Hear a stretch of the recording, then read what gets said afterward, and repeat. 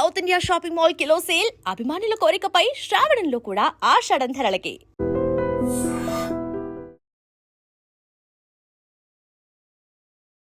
Hi hello నమస్తే welcome back to iDream media. ఈరోజు మనతో ఉన్నారు మార్కెట్ ఫీడ్ నుంచి నిహాల్ గారు. సో గోల్డ్ గురించి డిస్కస్ చేస్తాం, మార్కెట్లో బిగినర్స్ ఎలా ఇన్వెస్ట్ చేయాలో డిస్కస్ చేస్తాం, అసలు నిహాల్ గారు అసలు ఇందులోకి ఎలా వచ్చారు, ఆయన లైఫ్ స్టైల్ గురించి కూడా కాస్త డిస్కస్ చేస్తాము. ఇప్పుడు ఈరోజు ఎపిసోడ్లో అసలు ఒక ఇల్లు కొనుక్కోవాలి అనుకోవడం ఎంతవరకు కరెక్ట్ ఇప్పుడున్న సిచ్యువేషన్స్లో, లేదా రెంట్ కొనడమే బెటర్ అంటారా? ఇది ఒక శాలరీ పాయింట్ ఆఫ్ వ్యూ నుంచి చూద్దాం. ఎందుకంటే కాస్త బెటర్ శాలరీ చేసుకునే వాళ్ళు వచ్చే వాళ్ళు ఎవరైతే ఉన్నారో వాళ్ళు నేను రెంట్ కట్టే బదులు ఈఎంఐ కట్టుకుంటే నాకు 30 సంవత్సరాల తర్వాత ఇల్లు ఉంటుంది కదా అనే ఆలోచనలో ఉన్నారనమాట. వాళ్ళ ఇంట్లో పుషింగ్ అంటే వాళ్ళ వైఫ్ నుంచో ఫ్యామిలీ నుంచో ఇలాగే పుష్ చేస్తున్నారు. అరే 30,000 రెంట్ కడుతున్నావు కదా, 30,000 ఈఎంఐ కింద కట్టుకోమంటున్నారు. బట్ ప్రాక్టికల్గా ఇదే పాసిబిలిటీ ఉంటుందా రియల్ లైఫ్లో? 30,000 ఈఎంఐ అనేది ఉంటుందా? మీరు అనుకుంటున్న 2 కోట్ల రూపాయల ఇల్లుకి? అంతేకాకుండా చాలా ప్రాక్టికల్ విషయాలు ఈరోజు ఎపిసోడ్లో తెలుసుకుందాం. Let's go into the episode. Hi Nihal garu. Hello Virat garu. Thank you for giving so much clarification and many investment things. అయితే ఇప్పుడున్న టైంలో ముఖ్యంగా ఎక్కువ సాలరీడ్ ఎంప్లాయీస్కి ఒక ప్రెషర్ ఉందండి. ఏంటి అంటే ఇన్ కేస్ వాళ్ళ శాలరీ 1,00,000 దాటి ఒక 2 లక్షలు, 1,00,000 నుంచి 2 లక్షల మధ్యలో కూడా అనుకుందాం ఎగ్జాంపుల్. ఇంత ఎర్న్ చేస్తున్న వాళ్ళకి ఇంట్లోంచి ప్రెషర్ ఏంటంటే ఇంకేంట్రా సెటిల్ అయ్యావు కదా, అంటే అంత శాలరీ వస్తుంది కదా, నెక్స్ట్ ఇంకేమి ఆలోచించకుండానే ఒక ఇల్లు కొనుక్కుంటే సెట్ కదా, ఈ మాట ఎక్కువ వస్తూ ఉంటుంది అనమాట. కరెక్ట్. వాళ్ళు కూడా ఏం ఆలోచిస్తున్నారంటే రైటే కదా, 30,000 35,000 40,000 రెంట్ కడుతున్నాను నేను కంఫర్టబుల్గా, అదేదో నేను ఈఎంఐ బ్యాంక్ కట్టుకున్నట్లయితే నాకు ఇల్లు ఉంటుంది, సొంత ఇంట్లో అని చెప్పుకోవచ్చు అనే ఈ ఒక్క క్రైటీరియా బేసిస్ మీద వాళ్ళు సొంత ఇంటికి ఆప్ట్ అవుతున్నారు. బట్ ఒక సాలరీడ్ పర్సన్ సొంత ఇంటి కోసం వెళ్ళడం కరెక్టా, రెండింట్లో కంఫర్టబుల్గా ఉండడం కరెక్టా? ఏం చెప్తారు మీరు? లైఫ్ లాంగ్ బానిస అవ్వాలి అని డిసైడ్ అవుతే హ్యాపీగా ఈఎంఐ కట్టుకొని, శాలరీతో ఈఎంఐ కట్టుకొని సొంత ఇల్లు తీసేసుకోండి. మీరు 30sలో ఉన్నారు, లైఫ్ లాంగ్ నేను ఒకటి కింద బానిసలాగా బతుకుతాను, నేను లైఫ్లో ఎక్కడికి గ్రో అవ్వకుండా ఒక దగ్గర స్టక్ అయిపోతాను, ప్రతిసారి నా తల మీద ఒక 100 కిలోలు బరువు ఉన్నట్టు ఈఎంఐ బరువు మూత పెట్టుకోవాలి అని అనుకుంటే హ్యాపీగా సొంత ఇల్లు తీసేసుకోండి. ఎలాంటి ప్రాబ్లము లేదు, క్లారిటీ కూడా లేదు, అంత క్లియర్ లేదు. నేను లైఫ్లో కొంచెం గ్రో అవ్వాలి, నేను సక్సెస్ అవ్వాలి, ఇప్పుడు ఉండే నేను ఏదైతే ఇల్లు తీసుకుందాం అనుకుంటున్నానో దీనికంటే బెటర్ ఇల్లు తీసుకోవాలనుకుంటున్నాను, ఇలాంటి ఆప్షన్ లేదన్నా అలా అంటే ఇప్పుడు సబ్జెక్టివ్ కదా, కొంతమందికి నాకు అది కావాలి అనుకుంటారు, లేదు అలా కాదు నాకు గ్రోత్ కావాలి, నేను లైఫ్లో సెటిల్ అవ్వాలి, నేను ఇంకా మంచి ఇంట్లో ఉండాలి అని అనుకుంటే మాత్రం హ్యాపీగా ఇప్పుడు ప్రస్తుతానికి రెంట్ ఇంట్లో ఉండండి. ఇప్పుడు దీనికి ఎగ్జాక్ట్గా ఎలా వర్కౌట్ అవుతుంది ఏది అన్నదానికి మనం ఎక్సెల్ షీట్లో వేసి క్యాలిక్యులేషన్లు అన్నీ వేసుకుంటే మ్యాథమెటికల్ క్యాలిక్యులేషన్ ప్రకారం చూసుకున్నా నాకు శాలరీ ఇంత వస్తుంది, నేను దాంట్లోంచి మేబీ ఒక 1,00,00,000-1,50,000 ఇల్లు తీసుకోవాలని అంటే 50,000-60,000 మనకి ఈఎంఐ పోతుంది. సో ఆ ఈఎంఐ కట్టుకుంటూ పోతే 20 years 25 years 30 years వరకు కూడా ఈఎంఐలు ఉన్నాయి. ఈ గ్యాప్లో మీరు 1,00,00,000 రూపాయల ఇల్లుకి 3 కోట్లు 4 కోట్లు కడతారు, ఇంట్రెస్ట్ అన్నీ కలుపుకొని. ఇప్పుడు అందరూ జస్ట్ ఈఎంఐ పోర్షన్ ఒక్కటే చూసుకుంటారు, ప్లస్ నా సొంత ఇల్లు ఉందని ఒక ఎమోషనల్ అటాచ్మెంట్ కూడా ఉంటుంది. ఇప్పుడు నేను ఎమోషనల్ అటాచ్మెంట్ ఉండడం తప్పనట్లేదు, మీకు ఎమోషనల్ అటాచ్మెంట్ ఉంది, మీకు సొసైటీలో దానివల్ల మీకు ప్రెస్టేజ్ వస్తుంది, మీకు పరువు వస్తుంది, మీకు ఆనందం కలిగిస్తుంది, మీ పేరెంట్స్ హ్యాపీగా ఉన్నారు అని అనుకుంటే ఎమోషనల్ యాంగిల్ కోసం తీసేసుకోండి, నేనేం కాదనట్లేదు.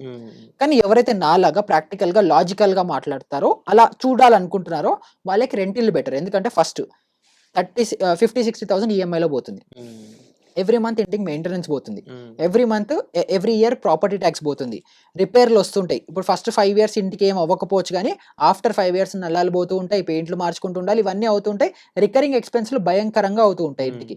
ఇవన్నీ వీళ్ళు ఆలోచించరు. ప్లస్ ఈ 60,000 ఈఎంఐ నెక్స్ట్ 30 years వరకు కట్టడానికి వీడు కంపల్సరీ కార్పొరేట్లో ఒక స్లేవ్ అయిపోతాడు వీడు. ఎందుకంటే ఇప్పుడు వీడు ఇది మానేశాడు అని అనుకుంటే ఇంటికి ఈఎంఐ కట్టుకోలేడు, బ్యాంక్ వచ్చి ఇల్లు తీసుకెళ్ళిపోతాడు. నువ్వు ఎమోషనల్గా ఇల్లు నీది అని అనుకున్నప్పటికీ మొత్తం లాస్ట్ ఈఎంఐ కట్టి వాడు నీకు ఎన్ఓసి ఇచ్చి ప్రాపర్టీస్ నీ పేరు మీద ట్రాన్స్ఫర్ అయ్యేంత వరకు కూడా ఇల్లు నీది కాదు, నువ్వు రెంట్కే ఉంటున్నావు, నీ సొంత ఇంట్లో నువ్వు రెంట్ కట్టుకొని ఉంటున్నావు. Plus 25-30 years commitment for that single house.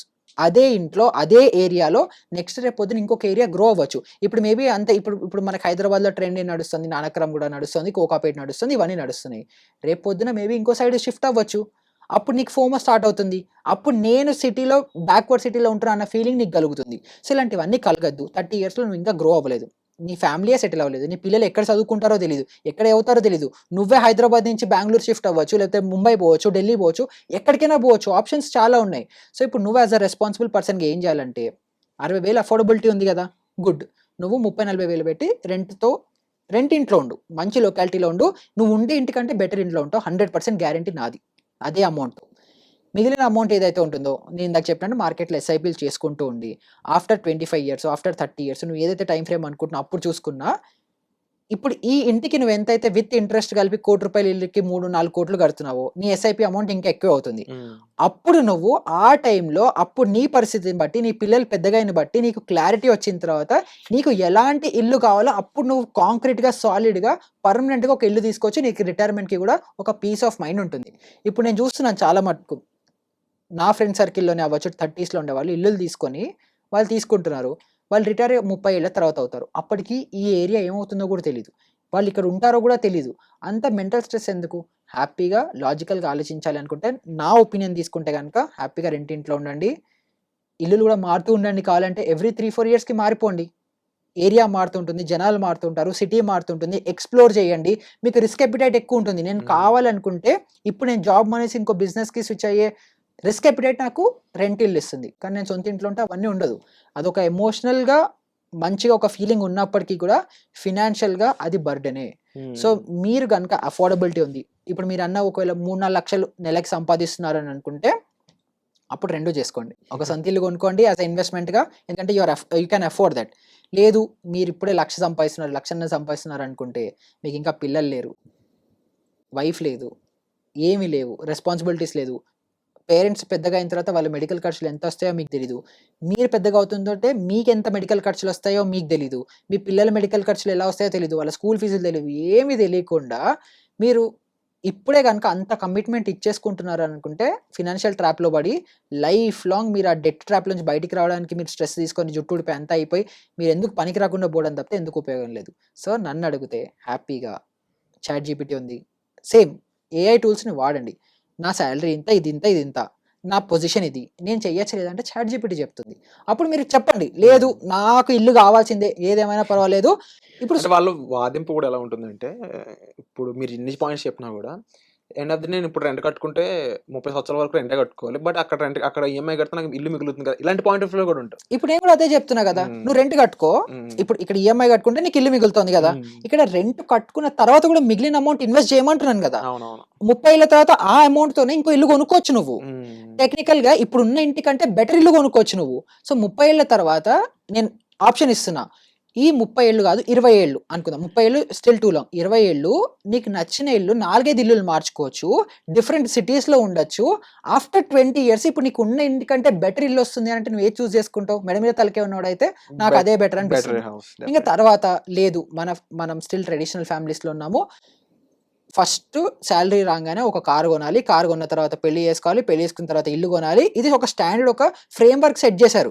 Successful life ఒకడు సక్సెస్‌ఫుల్ లైఫ్‌లో సెటిల్ అయ్యాడు అన్నదానికి ఈ దిక్కుమాలిన ఫ్రేమ్‌వర్క్ ఒకళ్ళు ఎవరో సెట్ చేశారు. అందరూ అదే ఫాలో అవుతున్నారు. ఎందుకు ఫాలో అవ్వాలి? అవ్వకండి. End of the day comfort ఉంటుందా? ఫ్రీడమ్ ఉంటుందా? ఇవన్నీ కూడా ఒక్కసారి ఆలోచించుకున్నట్లయితే ఆన్సర్ మీకే తెలుస్తుంది. అండ్ నిహాల్ గారు చెప్పిన ఆన్సర్ మీకు ఎలా అనిపించింది? మరి ముఖ్యంగా ఇలా ఈఎంఐ కడుతూ, ఇలా ఇబ్బంది పడుతూ ఆల్రెడీ మేము ఇందులోకి ఎంటర్ అయిపోయి ఉన్నామండి అనుకునే వాళ్ళు చూస్తుంటారు ఈ ఎపిసోడ్ కూడా. మీకోసం ఒక స్పెషల్ ఎపిసోడ్ నిహాల్ గారితో ఇన్ ఫ్యూచర్ చేయడానికి మీరు తప్పకుండా చెయ్యండి అని చెప్పేసి కామెంట్ సెక్షన్లో మెన్షన్ చేయండి. అవి ఎన్ని కామెంట్స్ వస్తాయి దాన్ని బట్టి తప్పకుండా ఎపిసోడ్ మీ ముందు తీసుకొచ్చే ప్రయత్నం అయితే నేను చేస్తాను. But thank you so much Nihal garu. ముఖ్యంగా హోమ్ అనే దాని మీద చాలామందికి అవగాహన లేకపోవడం, అదొక లయబిలిటీ అని కాకుండా దాన్ని ఒక ట్రెడిషనల్గా అదొక ఎమోషనల్ వాల్యూ కింద దాన్ని చూడడం, ఇలా ఎక్కువ మంది ఈఎంఐలకు వెళ్ళడానికి ఒక మెయిన్ రీజన్ అయిపోయింది అనమాట. సమ్హౌ బ్యాంక్స్కి అయితే అది వర్కౌట్ అవుతుంది కదా. అవును. సో డెఫినెట్లీ ఈ ఫార్ములా కూడా మీకు వచ్చే ఎపిసోడ్లో క్లియర్గా అర్థమయ్యేలా చెప్తాము. సో వచ్చే ఎపిసోడ్లో మళ్ళీ కలుద్దాం. Thank you so much.